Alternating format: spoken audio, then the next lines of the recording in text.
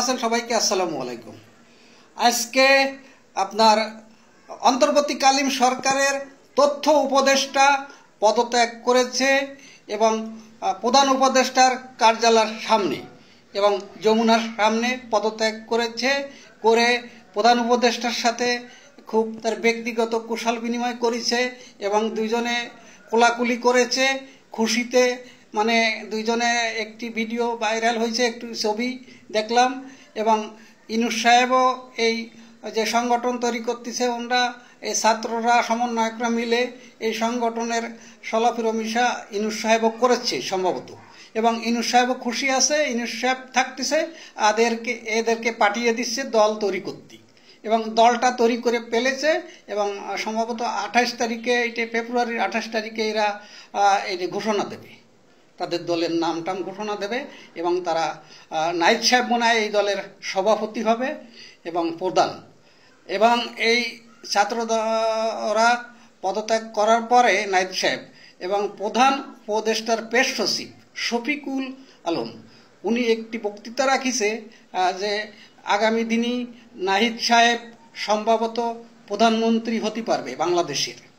এবং আমি একটি কথা বলবো, হয়তো অন্তর্বর্তীকালীন সরকার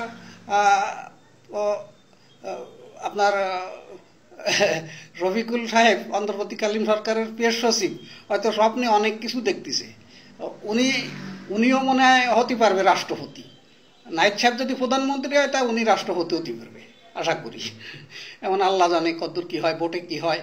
এখন সংগঠন তৈরি করতেছে, দল গঠন করতেছে।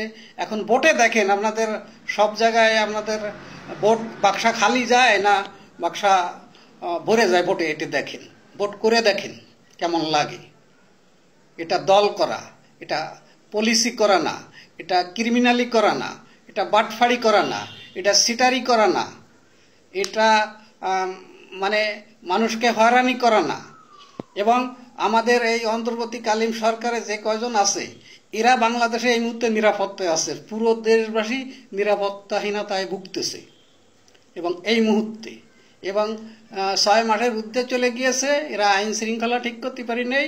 বিভিন্ন জায়গায় রেপ হচ্ছে, বিভিন্ন জায়গায় সাদাবাজি হচ্ছে, বিভিন্ন জায়গায় খুন হচ্ছে, বাসে ডাকাতি হচ্ছে, স্বর্ণ ব্যবসায়ীকে গুলি করতেছে, বিভিন্ন ব্যবসা প্রতিষ্ঠানে চুরি চামারি চেঁচড়াম চলতেছে। মানে পুরো বিশৃঙ্খলা সারা দেশে জড়িয়ে পড়েছে। এবং এ জায়গায় জাহাঙ্গীর যে সাহেব আছে আপনার স্বরাষ্ট্র উপদেষ্টা, ওনার পদত্যাগ দাবি করে বিভিন্ন ভার্সিটির ছাত্ররা মিটিল মিছিল করতেছে এবং ওনার পদত্যাগ দাবি করতেছে তারা। এবং সে নিয়ে ঢাকা শহরে এই মুহূর্তে গোলযোগ দেখা যাচ্ছে এবং বিশৃঙ্খলা ছড়াই পড়েছে। ওনার পদত্যাগ দাবি করতেছে এবং ওনার লাশ বানিয়ে দাহনও করতেছে প্রেস ক্লাবের সামনে। এবং বিভিন্ন জায়গায় রেপ হচ্ছে, এই রেপের দায়ও ওনার গাড়ে উঠিয়ে দিচ্ছে ছাত্রছাত্রীরা।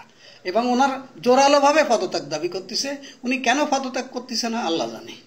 ওনার সম্মানের সাথে পদত্যাগ করে সরে যাওয়া উচিত এই জায়গাতে। এবং আপনার আইন উপদেষ্টা হাসিব নজরুল স্যারও তো বলল যে আমাদের নিশ্চয় গাফালতি আছে। সে তো স্বীকার করেছে, সে স্বীকার করেছে যে আমাদের নিশ্চয় গাফিলতি আছে। আসলে তো আছে, আসলে উপদেষ্টা কয়েকজন ভালো আছে আর পুরো দেশের মানুষ ভালো নেই। এই কয়েকজনের জন্য পুরো দেশবাসী ভুগ দিছে এখন। তা এখন ওনরা যে সংগঠন তৈরি করতেছে, দল তৈরি করতেছে, 28 তারিখ ফেব্রুয়ারির এই দলের মনে হয় ওনরা ঘোষণা দেবে, মানে অফিসিয়াল।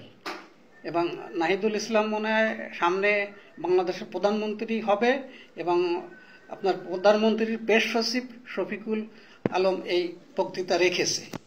এবং প্রধান উপদেষ্টার সাথেও তার যে এখন সরকারি ভবন যমুনা, তার এই জায়গায় পদত্যাগ পেশ করেছে প্রধানমন্ত্রী উপদেষ্টাকে।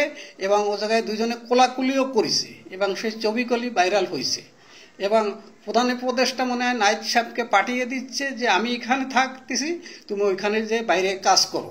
এবং নাহিদ সাহেবও সেই বক্তৃতায় বলতেছে যে আমি রাজনীতিতে থাকার চাইতে রাজপথে থাকা ভালো।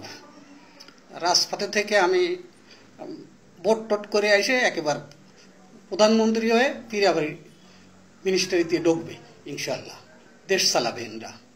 বাংলাদেশ, খোদা হাফিজ।